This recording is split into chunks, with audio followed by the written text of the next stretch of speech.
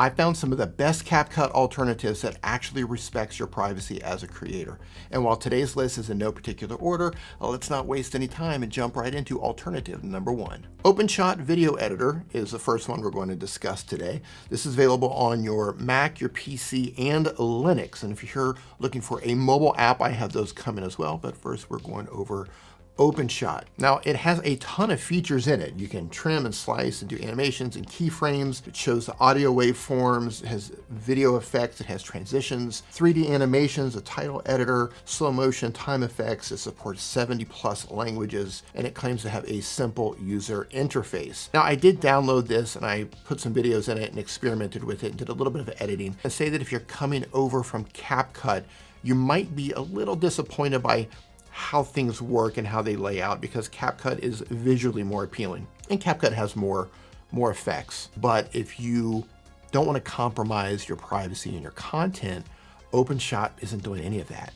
They're actually very safe. So if you want something that's simple, that does the trick, and it's not trying to take all the rights away from your videos, OpenShot Video Editor will do that. Now, for you mobile creators, I did say that I have some coming, and I do. This is a mixed bag video between mobile apps and desktop options. But for a CapCut replacement, I would say look at InShot Video Editor, especially if you are a paying customer of CapCut and you don't mind paying for an app. I would recommend making that switch from CapCut to InShot. They have a lot of the things that CapCut has. It's easy to use. It's actually fun to use. They have the auto captions, loads of transitions, all of the fun things that you like to do inside of CapCut. You can do a lot of them here. In the Apple Store, it's rated 4.9 out of 5, which is really high. Now, you can download this app for free and use it to a certain point, but if you're going to use the app seriously, you will want to pay for it just like you would with CapCut. I think the cheapest model here is, I think it's $4.99 a month, US dollars. But if you're making the switch from CapCut to InShot, it's probably worth it, but check out the free version first. Now, they are harvesting data, as most apps are and social media services are, but they're not trying to do a worldwide license grab on your content like CapCut is. Overall, I think InShot is a great replacement for CapCut, especially if you're a paying customer. So download it, check it out, and see if it's going to do what you need it to do. Next up, we are heading back over to desktop solutions with Shotcut.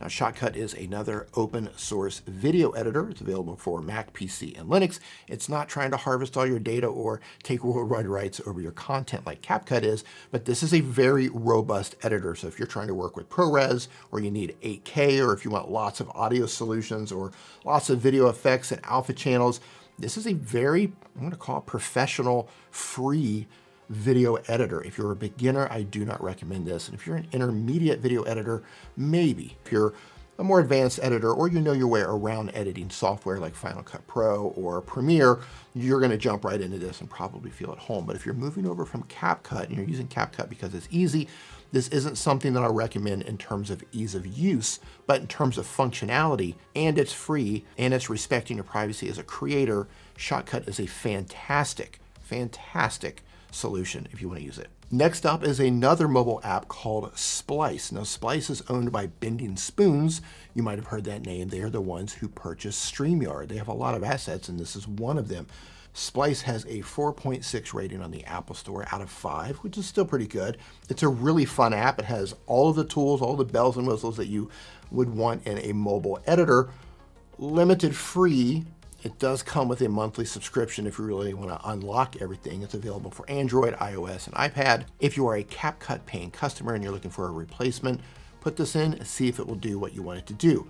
Now, like all the others, they are harvesting data to a degree, but they're not trying to get worldwide rights over your content like CapCut is. So Splyce is a pretty good alternative to CapCut, especially if you don't mind paying for it and you're trying to edit on your phone. Now, there is one red flag about Splyce. I mean, it's not a huge red flag because they're supposed to ask you.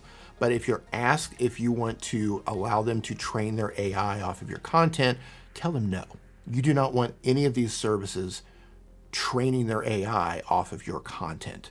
That's your content going up to their servers. That's what you want to avoid. Next up is DaVinci Resolve. Now, DaVinci is available on Mac, PC, Linux, and your iPad. This is probably the best solution if you want to leave CapCut and dive into a pro editor that has everything that you want, not pay anything, not have your data harvested to death, and not risk your content being compromised with somebody trying to get rights to use it all over the world, DaVinci Resolve is the answer. Now, it does come with a very steep learning curve, but Danial Batal, who I'll put a link to down in the description below, has an entire channel teaching you how to use DaVinci Resolve. So go subscribe to his channel when this video is over. I'll link to him in the description below. But if you want to just dive headfirst into something that you'll be able to keep with you throughout the entirety of your time on YouTube, DaVinci Resolve is the answer to that. Steep learning curve, don't say I didn't warn you. And that brings us to Canva. You've probably heard of Canva before. It's available everywhere. You might know it because of its photo and graphic editing capabilities, but it also has a video editor. Now, it's not the best video editor, but if you are a Canva user, it's not bad. They have a free version, they have a paid version. They are harvesting data, as all of them do, to varying degrees.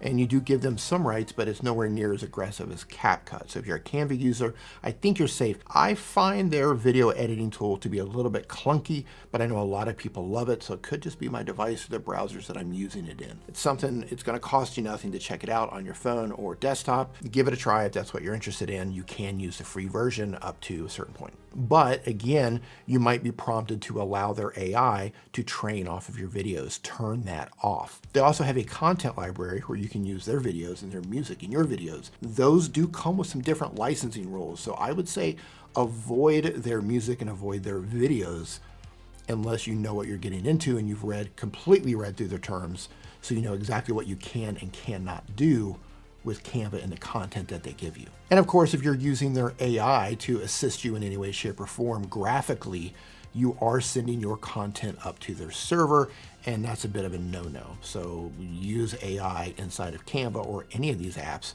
with a little bit of caution. Now, before we move on to the next solution, I do want to say that most, not all, but most of these apps and software do harvest some level of data. So if you want to know exactly what they're getting from you, you can visit any of the websites from any of the apps and go down that rabbit hole if you want. And I would be wary of AI music. I would be wary of their music. I would be wary of videos that they allow you to use. And I would be wary of using their AI tools to do anything with your content. I would also not allow them to use their AI models to train off of your content. Today it might be fine, but you don't know what that's going to lead to in the future. And if you are using AI in any capacity where you're sending your content up to their server, where the app or the software has to connect to their server in order to run their AI, you might be fair game in the future. So that's just something to be mindful of moving forward. And if you're wondering why your favorite app isn't on this list, it's not because I don't care. It's simply because I don't have enough time to look at all of them. If I miss something and you want me to cover it, go down, leave a comment, let me know what you want me to look at. If enough of you say the same thing, I'll try to add this to a follow-up video. Can't cover them all in a single video. Let's move on to the next CapCut alternative. Now, if you're a subscriber to my channel, you've probably seen the video that I made about VN, and I said they're a great CapCut alternative, and I stand by that functionally. When I dug into their terms and their privacy policy, I learned that they are harvesting a lot of data, and while they're not as aggressive as CapCut when it comes to the rights that they want to hold over our content, they're more aggressive than any of the other apps that I talked about today, or the software.